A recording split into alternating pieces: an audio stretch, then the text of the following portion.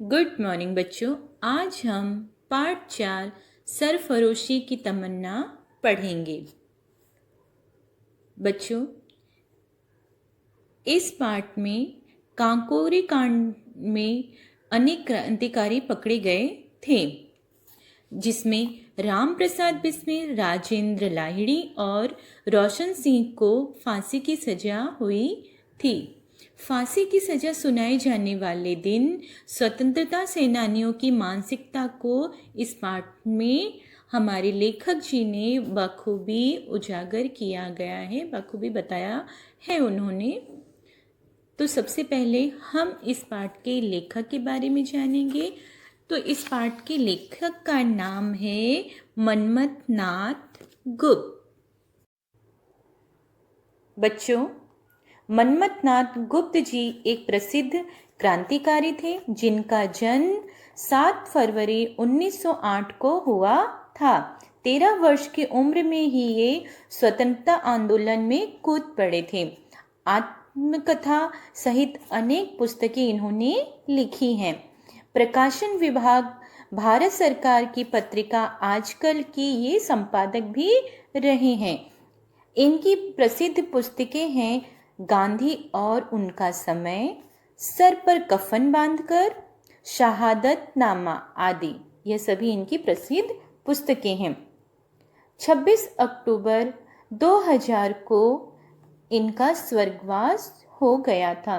तो बच्चों, ये थे हमारे इस पाठ के लेखक, प्रसिद्ध क्रांतिकारी श्री मनमथ नाथ गुप्त जी। तो बच्चों, अब हम अपने पाठ की संपूर्ण जानकारी इस वीडियो के माध्यम से प्राप्त करेंगे। तो आइए अब हम इस वीडियो को देखते हैं।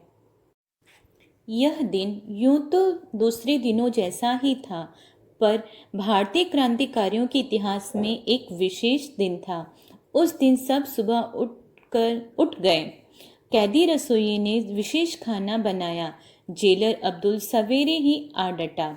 मुझे लगा कि आज उसका चेहरा भी उदास था। न जाने क्यों हमें यह आभास हो चुका था कि सूर्य के नीचे हमारा स्थान कहाँ है।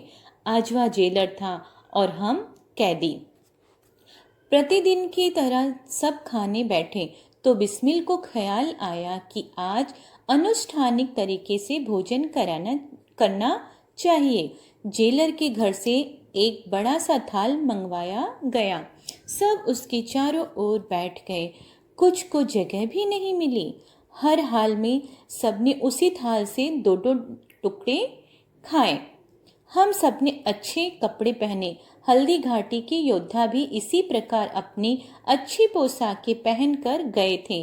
रोशन सिंह ने अपने इत्र की शीशी से सबको थोड़ा थोड़ा इत्र लगाया।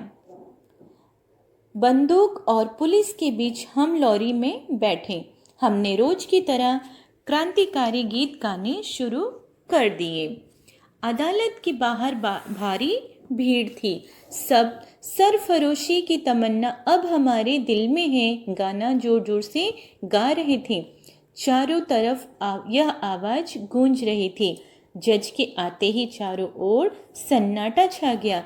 जज ने कहा, षड्यंत्र प्रमाणित हो गया है। एक एक कर मुझे, भूपेंद्र, जोगेश, गोविंद, मुकुंदीलाल आदि को सजा सुनाई गई। अंत में सुनाई फांसी की सजा हमारे 3 साथियों को, राम प्रसाद बिस्मिल, राजेंद्र लाहिड़ी और रोशन सिंह। उस वक्त राजेंद्र के चेहरे पर वही बाल सुलभ मुस्कान थी। बिस्मिल के चेहरे पर अवज्ञा का भाव था और रोशन सिंह ने हंसते हुए हमें ऐसे देखा मानो वे सीधे स्वर्ग को चले और हम रह गए। और हम सबकी आंखों में आंसू भर रहे थे, क्योंकि हम जानते थे कि यही हमारी अंतिम मुलाकात है। तो बच्चों, यह है हमारा पाठ सरफरोशी की तमन्ना। Thank you for watching. बच्चों, अभी हमने हमारी इस पाठ की पूरी जानकारी इस वीडियो के माध्यम से प्राप्त किया। अब बेटा, आप लोगों को यह पाठ 2 बार अच्छे से पढ़ लेना है, जो कि मैंने आपको PDF में दिया हुआ है। आपको 2 बार अच्छे से पढ़ लेना है। उसके बाद आपको सबसे पहले लेखक परिचय लिखना है। लेखक परिचय के बाद आपको कठिन शब्द लिखना है। कठिन शब्द लिखने के बाद में आप लोग शब्दार्थ लिखेंगे। उसके बाद में आपको वाक्य बनाओ यह लिखना है। वाक्य बनाओ के बाद में आप लोग लिखेंगे पाठबोध। उसमें सबसे पहला क्वेश्चन है हमारा मौखिक प्रश्न।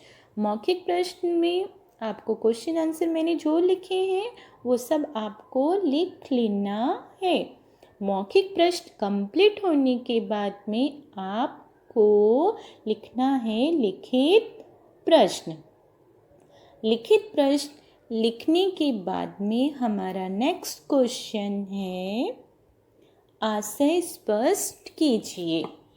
आशय स्पष्ट करने के बाद में बेटा आप लोग लिखेंगे सही विकल्प चुनकर सही का निशान लगाइए। ये क्वेश्चन आपको पूरा कंप्लीट कर लेना है। जैसे मैंने आपको बताया है, जैसे नोट्स में दिया गया है, आपको ऐसे ही देकर अपनी नोटबुक में अच्छी राइटिंग में क्लियरली बिना कोई मिस्टेक किए हुए अच्छे से लिख लेना है। Okay, thank you.